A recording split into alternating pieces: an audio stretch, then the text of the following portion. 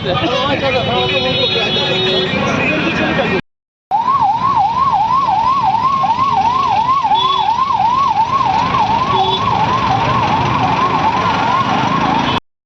নামছিলাম ওই দিক থেকে, হঠাৎ করে এখানে স্পিড ব্রেকার ছিল, স্লো করেছি, হঠাৎ করে দেখি পেছন থেকে এটা মেরেছে। তারপর যখন নামলাম, নেমে দেখি পেছন থেকে আরেকটা গাড়ি ওটাকে মেরেছে, ওই আমাকে মেরে দিয়েছে। এটা কি কেউ আহত হয়েছে কেন? একজন কিছু হয়েছে, একজন হাসপাতালে গেছে। গাড়িটা কোথার থেকে কোথার দিকে যাচ্ছিল? হ্যাঁ, গাড়িটা কোন দিক থেকে কোন দিকে যাচ্ছিল? আগরতলা থেকে ড্রপ কেটেছিল।